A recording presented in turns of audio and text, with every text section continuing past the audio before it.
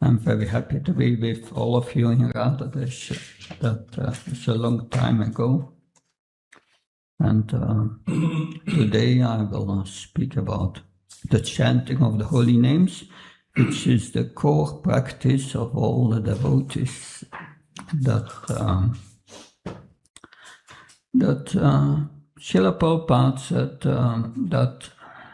that's in the introduction of the Bhagavad Gita. This Krishna consciousness movement is conducted on the basis of the principles explained in Bhagavad Gita. When Srila Prabhupada was in America, there was a newspaper published an article, and it was written by a French professor, Sanskrit professor. Some who know Sanskrit, they think they can know Bhagavad Gita by Sanskrit, but that's many times not the case. And the professor wrote here that they say that the Hare Krishna movement is based on Bhagavad Gita, but they are always chanting these names. That's not in Bhagavad Gita. That's not there. Prabhupada wrote his professor a letter. Someone knows what was in the letter?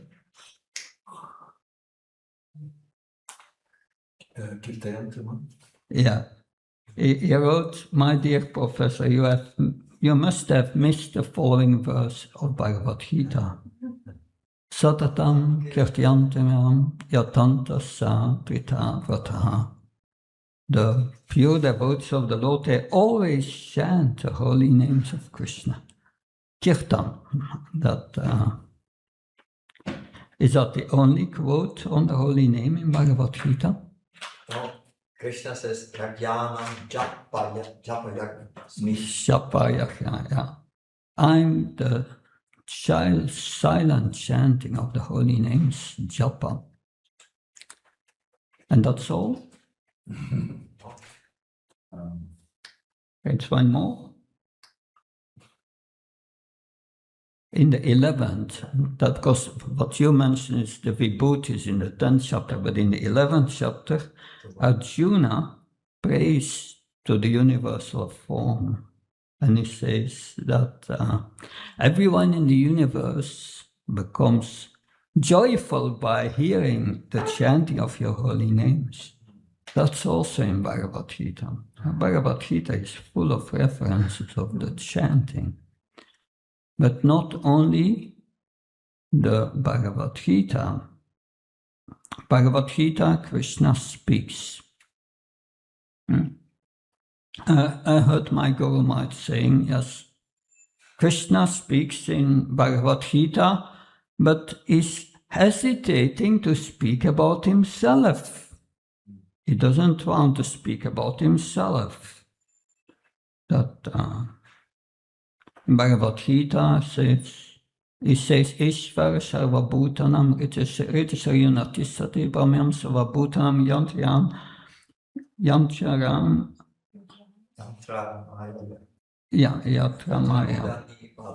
Yantrarudani Maya. I'm seated in everyone's heart. He says the super soul is seated in everyone's heart. He does not say, I'm seated in everyone's heart. He says the super soul. Of course, in another verse of Bhagavad Gita, Krishna says, Sarvasyam Ridishan Vishtamatas Mitranamapams. I'm seated in everyone's heart. But he says the super soul, he doesn't want to speak really about himself. He's hesitating. But who can speak about Krishna without hesitation about? Who can speak about Krishna without hesitation? Who does that? His devotees. So that's the Bhagavatam. there we find everything about Krishna, that without limit explained, and that and the Srimad Bhagavatam is full. What does the Bhagavatam teach us? It teaches us the chanting of the holy name, already from in the beginning. So in our movement, we have different levels of study of the Shastras, of the scriptures, that the lowest level is Bhakti Shastri. That Bhakti Shastri is a study of 4 books. Who knows these books? Bhagavad Gita. She's Upanishad, Nectar of Instruction, and Nectar of Devotion. Yeah, Bhakti Rasamrita Sindhu. These are very important books. And then you have Bhakti Vaibhav. What is that? The first 6 cantos of Study of the first 6 cantos. The study of 3-4 years. And then you have the Bhakti Vedanta course, the next level of study. What is that about? The next 6. It's entire Bhagavatam. That and so I followed this Bhakti Vedanta course, Bhakti Vedanta, from 2001 till 2011. And at the end, in 2011, Burijan Prabhu, who was our teacher, he told me at the end in private, he said, you should teach Bhakti Vedanta. I didn't want to do that. But 10 years later, I started to do that for the VHE, and now we are in the 2nd batch.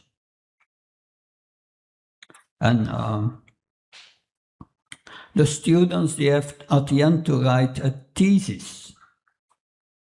A thesis has nothing to do with what they do at the university. At the university, thesis means you have to prove something, come up with something new. But in spiritual science, that's not possible. You cannot do that.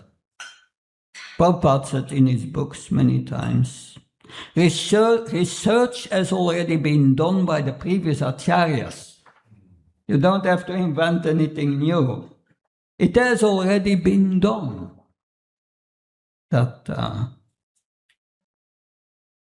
So Prabhupada also does not use the word thesis.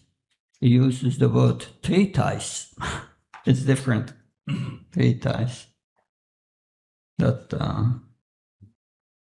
So that's different. They study the Bhagavatam, the students, and then they write a treatise. They have to come up with a topic, a subject that they will prove how this is true through the teachings of the previous acharyas. That's completely different. And I've been guiding many students to write their thesis, their treatise. And one of my students was Prabhupada Priya Mataji. I think she's elderly. But elderly, I mean, 10 years younger than me. 60 or something, or 50, 55, I don't know. But she is very learned. And I worked together on writing a treatise on everything in the Bhagavatam about the holy name. Everything about holy name in the Bhagavatam. And that was a deep research.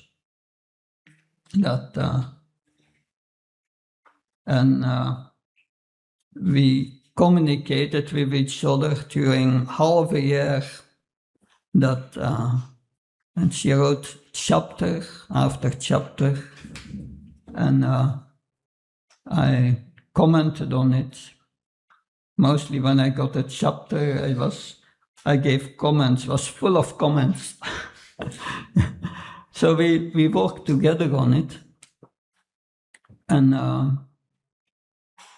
at the same time, I was giving seminars on that topic, but combined with 2 books mainly, more, but especially Harinam Chintamani. Does someone know what Harinam Chintamani is? Who is the author? It's written by Bhaktivinoda Thakur. Bhaktivinoda Thakur, yeah. And what is it about? It's about the offenses against the Holy. Yeah, it's about the process of devotional service related to the chanting. It's a process. And it's in the form of a dialogue between 2 persons. Who are these 2 persons? Yeah. Lord Chaitanya is inquiring from Haridas Thakur about everything about the holy name. And also, I based myself on another book, Madhurya Kandambini. Who's the author of Madhurya Kandambini? Srila Vishwanath Chakravarti Thakur. And what is that book about? The process of devotions. Yeah, and process of devotional service from Shraddha to Prema. As a comment on a verse of Rupa Goswami, which describes the 9 stages of devotional service.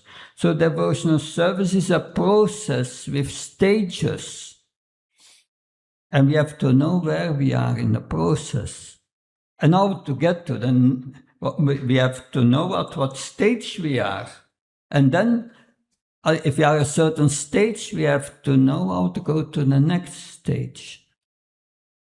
So 9 processes of devotion, 9 stages. The first is Shraddha. What does Shraddha mean? Faith. You get a book from someone about Krishna, about Prabhupada's books, and you think maybe, yes, interesting. And then you read a book and then, I want to meet the devotees who practice it. Now, after Shraddha comes Sadhu Sangha. You associate with devotees. And when you associate with devotees, Sadhu Sangha, what do they teach you? Practice. How to perform bhakti, bhajana kriya. How kriya is acting according to bhajan, devotion. That they teach you how to chant, how to hear the Bhagavatam every day, how to worship the deity, how to offer your food to Krishna, and so on. And how to chant 16 rounds, how to follow the 4 regulative principles. And then at a certain time, the bhajana kriya becomes nishta bhajana kriya. You become steady in your devotional service. You attend every morning program, chant your rounds, and so on. And then you come to the next stage. What is that? The next stage? Anartha nivritti. Your heart becomes purified. What's the problem with our heart? It's dirt. Dirty. What's the dirt? Dust. Material concept. Material desires. Yeah. So Krishna says in Bhagavad Gita, what's the greatest enemy? Lust, calm. Lust, anger, greed, madness, illusion. envy, desire for profit and distinction. These are serious contaminations of our consciousness, the consciousness that comes from the soul. And if your heart is purified, what's the next stage? Nishta, liberation. You stop suffering, a very high stage, no suffering anymore. And you become peaceful. You can think of Krishna, you have your mind under control. And if you have your mind under control, then you can think of Krishna. What is going to happen when you think of Krishna? Take service. He will think of you. You come to the next stage, which is Taste. Ruchi, taste. You become attracted to Krishna. And your attraction for Krishna becomes so intense. And then you come to the next stage. What's the next stage? Asakti. Asakti means you come to the level of the yogis. The purpose of yoga is described in 6-7 Bhagavad Gita. Chitatmana pashantasma paramatma samaita. When the mind, Chitta Atmana, if the mind is conquered, you become peaceful. When you become peaceful, Paramatma Saita, you find Krishna in the heart. Krishna is in our heart, makes our heart beat, our digestion going, our body functioning. He gives us indications from within, the little voice within, sometimes, that we perceive it. Sometimes it's our mind, not the super soul. That Ashakti. Then you see Krishna in your heart. Factually, the entire spiritual world will be revealed within your heart. And then, what is the next stage? What's the next stage? Bhava. You start to develop love for Krishna. And what's then the stage thereafter? Prema. Love for Krishna. Love for Krishna. Love for Krishna is also 7 sub-stages. Sneha, prana, pralaya, then raga, anuraga, bhava as a stage of prema, and then you have mabhav. So this is the book Madhurya Kanambini. So I started to give seminars on this topic based on the Srimad Bhagavatam and these books. And I used also quotes of Bhakti Charamaj. And finally devotees told me, why don't you write a book? Put it in a book. That I didn't like the idea first, but finally I did it. And this is the book. It's called Japananda, is the title of our seminar. And the Bliss of Chanting. That it has been printed, but this is a proof copy. The books are in India, that in Ujjain, although some of them are already in America, in Canada, in the United Kingdom, but not yet here. I will bring them next week. That I sent a copy of the book to Mother Urmila. Then Mother Urmila wrote me back, it's such books are very much needed in our movements, he said. That was very encouraging comment. But it's meant, this seminar is meant for those who are sincerely practicing this bhakti yoga, that they want to deepen their experience of the chanting of the holy names. So I based myself off Harinam Chintamani, that and also see Bhajan Rahasya. That's another book of Bhaktivinoda Thakur, especially on Srimad Bhagavatam, Bhakti Rasamrita Sindhu, Sri Chaitanya Charitamrita, Bhagavad Gita, Upadeshamrita, Madhurya Kanambina, and what did Lord Chaitanya write? Shikshastakam.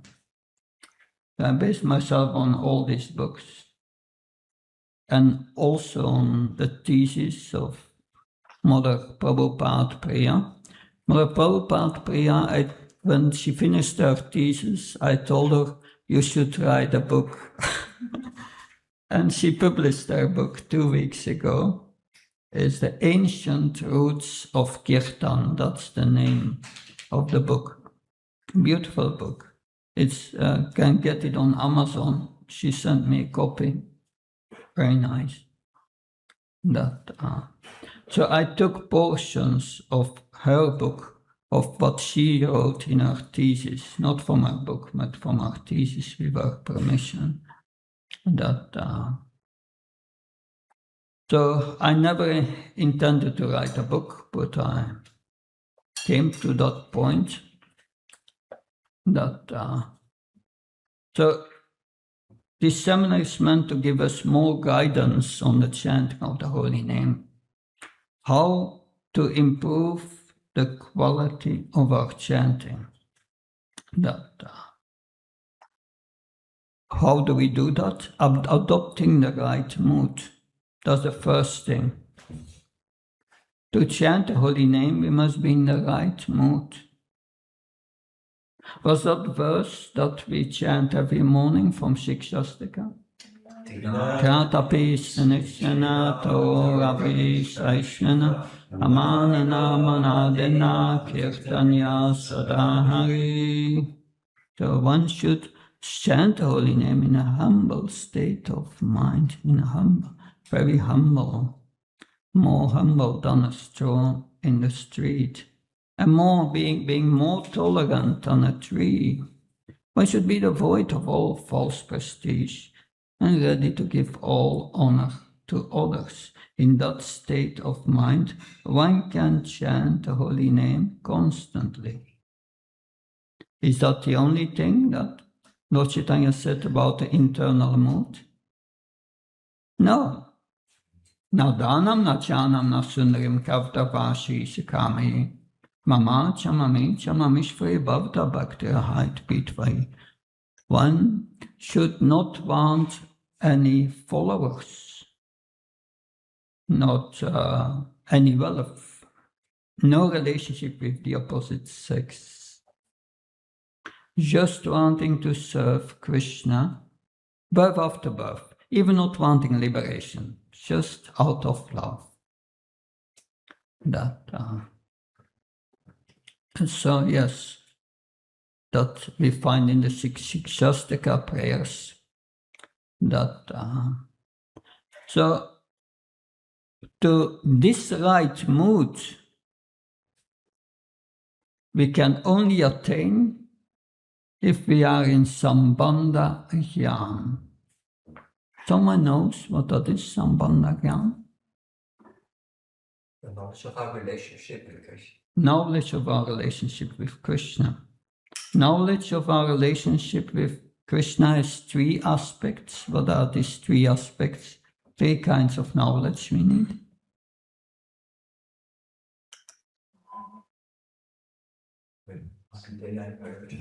Please? No, that's something else. It has a relationship with. Knowledge about Jiva. Please? Knowledge about Jiva, about Krishna, and the relationship between. Yes, that is it. Knowledge of Krishna. Where do we get knowledge of Krishna? Srimad Bhagavatam. Yes. What is Srimad Bhagavatam? Because Srimad Bhagavatam is nothing new. If you have all the Vedas and you take everything in the Vedas about Krishna, so the Bhagavatam is everything about Krishna from the Vedas. It's picked up of different parts of the Vedas and put together in one book. And therefore it's called the Bhagavad Purana or Srimad Bhagavatam. By that we get to know Krishna. But the first realization that we should have when we get to know something about Krishna, the first realization is, I'm not Krishna. That's important. Many personalists think they are God. we are not Krishna. Krishna explains who we are in Bhagavad Gita, Mamavam Sochiveda Shiva Buddha Sanatana. We are a little spark of Krishna, of the same quality, but quantity is very small. A spark. And then we understand I'm a servant of Krishna. So one must be in the mood of a servant of Krishna. And then you have our relationship. Relationship is of service, devotional service, acting out of love. That's our relationship.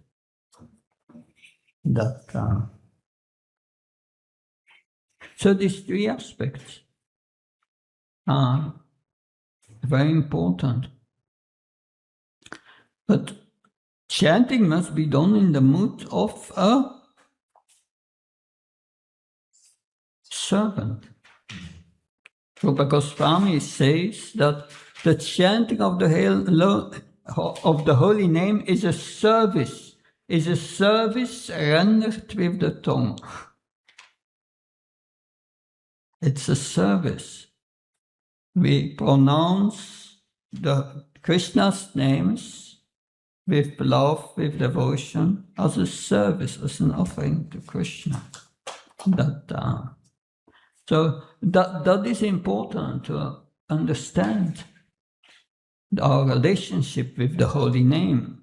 We must come into the right relationship with the holy name. The Vedanta Sutra says, Anandamaya Vyasat. What does that mean? What does Ananda mean? Bliss. Bliss. And Maya? Energy. Energy of bliss. Ananda Maya Vyasat. Vyasat means seeking. The living entities are by nature pleasure seeking. And the highest pleasure is the transcendental bliss coming from Krishna. If we become related with Krishna, then by making that connection, we connect with the bliss. The bliss of Krishna is represented by Srimati Radharani. Srimati Radharani is the personification of Hladini Shakti. Hladini Shakti. What is Hladini Shakti? Pleasure-giving potency. What gives pleasure to Krishna? But if we give pleasure to Krishna, we become connected through Srimati Radharani.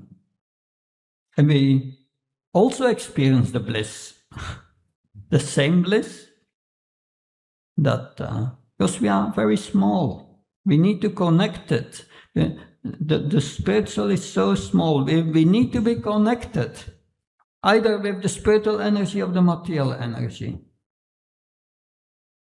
But what is more natural for the soul, to be connected with the spiritual energy or the material energy? Spiritual. Because we are spiritual. Is the material energy a higher energy? No. It's a lower energy. Krishna Prabhupada said it's inferior energy. And we are higher energy. If we are connected with the lower energy, is that a good idea? No. No. Then you get a material body. That material body means temporary, full of suffering, and ignorance. Ignorance. That's our position. But by nature, the soul is the opposite. It's full of bliss, full of knowledge. Because in the material energy, you have three energies, three material energies. Who knows them? Sattva, Rajas. Sattva, Rajas, and Tamas. Rajas, enjoying matter. In the beginning, nectar, and at the end, poison. And very quickly thereafter. You don't have to wait long. And ignorance is drinking alcohol, intoxication, madness. And goodness is better, but still binding. Then one is very clean. That cleaning mind, cleaning body. And one does not suffer so much. But still, the end is coming. But on the spiritual level, there are also three energies. What are the three spiritual energies? Bahiranga is the external energy. We are speaking about the Antaranga Shakti as three parts. Yeah. Sandini is eternal. That's the first thing we have to learn about the spiritual soul. Krishna says in Bhagavad Gita, Natvevam chatunasham natam janatipam nashevana bhavishma sarvavayamataparam. Says to Krishna, you, Arjuna, all these kings here and me, we have existed in the past, we are existing now, we will never cease to exist. We are eternal. That's good news. And Samvit means knowledge. And knowledge starts with Sambandha Jnana. Knowledge of our relationship with Krishna. That will reveal everything if we are coming in contact with Krishna with devotional service. And Ladini is the Ananda, the bliss. And it's natural for us to be situated in this bliss. We are not at home in this material world. We are here for a short time. We have to leave soon. That is all temporary. All relationships in this world will soon end. But there is one relationship that never ends. What is this relationship? Relationship with Krishna. Met with Krishna. That never ends. So that's our real relationship. That we have, and it's there.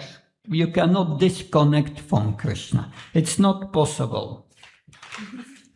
Because everything what exists comes from Krishna, and Krishna is in every atom. You cannot disconnect from Krishna. But we have disconnected with Krishna in our consciousness by seeing things separately, and that.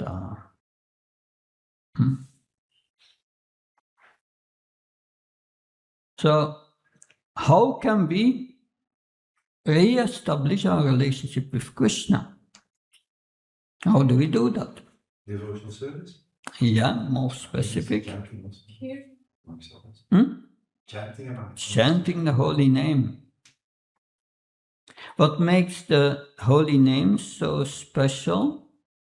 That it is no different from Krishna. not different from Krishna.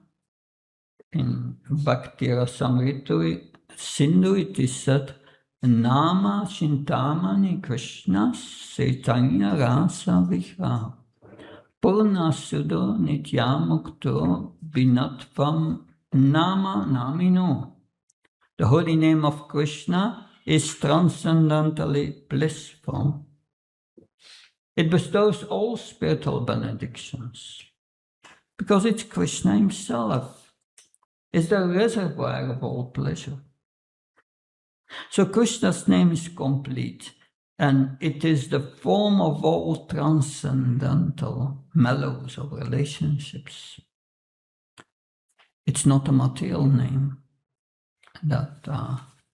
And it is no less powerful than Krishna himself.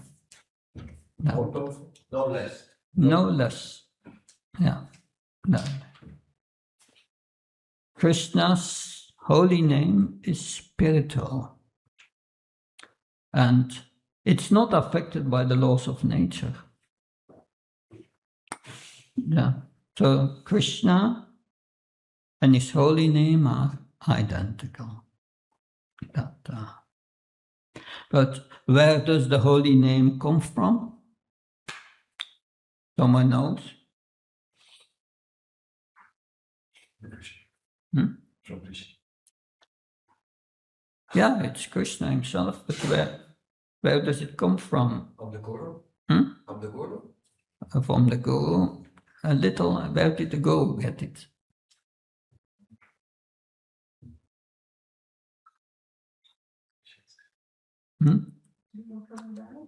Please? Yes, that's this is confirmed by Narottam Das Thakur. Golokera Prema Dana Harinama Sankirtan. The congregational chanting of the holy name of Krishna has descended from the spiritual kingdom of Goloka Vrindavan. That you have the material world, you have the spiritual world, Vaikuntha, and beyond Vaikuntha, Golok, the highest realm of the spiritual world. That and in the internal pastimes of Krishna in Goloka Vrindavan, they are filled with the chanting of Krishna's holy names and its glories.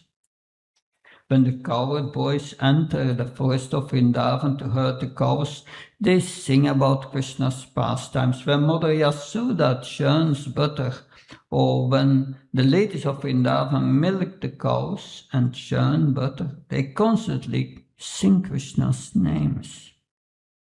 That and his glories. The gopis, Krishna's young lovers, they chant his holy names and pastimes. That when Krishna disappeared from the rasa dance, first they became mad, but then later they started to chant Krishna's holy names, kirtan, and they forced Krishna to reappear. And that, okay, it comes from Golok. How did it come here? Who brought it here? Lord Chaitanya. That, yes, Lord Chaitanya brought it here, but Lord Chaitanya is Krishna himself. That Lord Chaitanya brought it here. He brought Yuga Dharma, the chanting of the holy name, especially for this age, very powerful. That holy name is always powerful, but it's the only process which works in Kali Yuga. What were the processes of previous ages in Satya Yuga? What was the process? Meditation. That brought by the Yuga Hamsa avatar. Because they were all in goodness. There was no vice, there was no lust. All peaceful. If the mind is peaceful, you can meditate. No problem. Direct meditation, samadhi, immediately. But if we want to think of Krishna, the mind rebels and say, I want to do something else. You have to make your shopping list. I mean, it takes you away because our minds are contaminated by Rajas, Tamas. And what was the process of next age? Treta Yuga? Fire Jagya. That fire Jagya. Jagya avatar. That fire sacrifices. Because when a little contamination came in Kali Yuga, and they could not meditate anymore. But there were still Brahmins who were qualified. But then Dvapara Yuga, more vice came in, and they were not qualified to do any more Jagyas. What was the process of Dvapara Yuga? Archan, worship of the deities. What's our present age? Kali. Kali Yuga. So the process for Kali Yuga is the chanting of the holy names. But why do we sometimes Jagyas and we are still doing deity worship? Why are we doing that if it's the processes from previous ages? It overlaps also. The proper yoga is still going on. Yeah. There's an overlap, that's one thing. The point there is that we can do it, the Jagyas and the deity worship, of one condition. It should be combined with the chanting of the holy names. Otherwise you cannot do it. What are the conditions in ISKCON to be to become a pujari?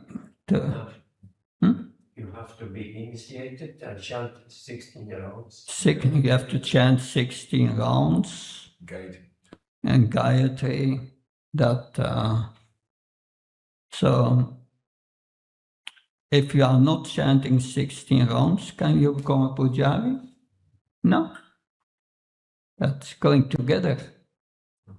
When at the Krishna Balaram temple, the installation 1974, I think, installation of Krishna and Balaram, the Vrajavasi, the residents of Vrindavan, they would only accept the installation as bona fide if it was done by Brahmins from Vrindavan.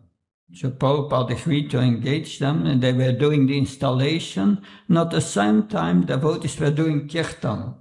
And Prabhupada said, the kirtan, that's the real installation. That because it must be combined in Kali Yuga. If it's combined, then you can do the jagyas, then you can do the deity worship. That's important, that relation there.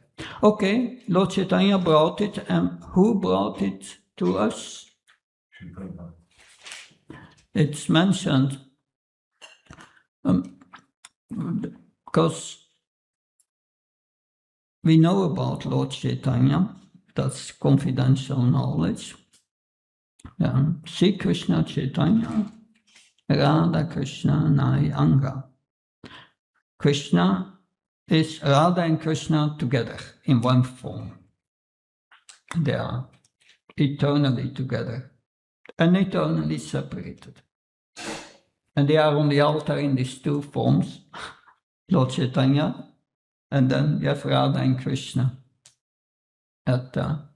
In many Gaudiya Math temples, you see a deity of Lord Chaitanya, and then just beside Radha and Krishna, to show it's the same,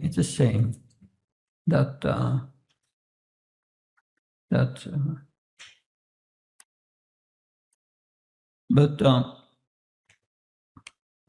of course we know about Lord Chaitanya because of all the biographies that has been written.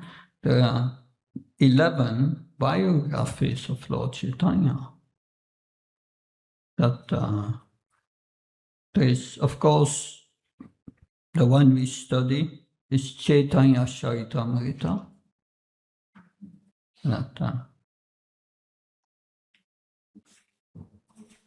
And we have a summary, it's called Teaching of Lord Chaitanya. Nice. We are helping to translate it in Dutch for the moment, and we hope to publish it beginning next year, hopefully. We'll see that. But one of these 11 biographies is the biography Chaitanya Mangala from Lochandas Thakur. And there it is mentioned that Yadi Papi Chati Dharma Dure Dese Chaya Mora Senapati Bhakti Yavi Tataya. If some sinful people escape and giving up religious principles go to far-off countries, then my Senapati Bhakti will come at that time and give them Krishna consciousness. So this Senapati means a military field commander. And Bhakta means devotee. So it is predicted here, this devotee will give them Krishna consciousness all over the world. Who did that? Srila Prabhupada. Okay.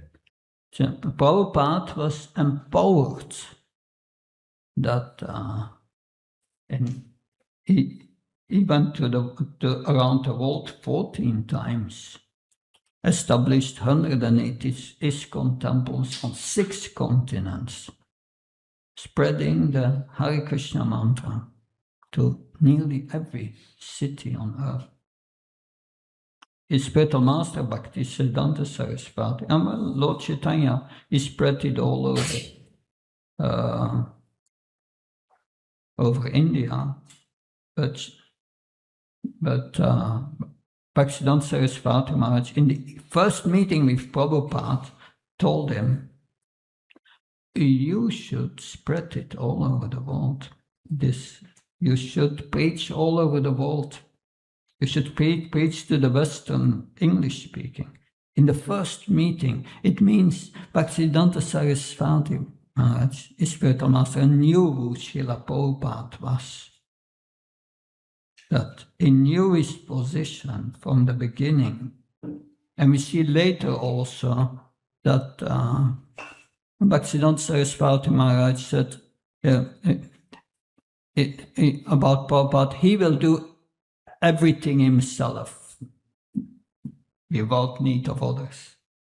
And that's what he did. That whole story about that. So we conclude our session of today.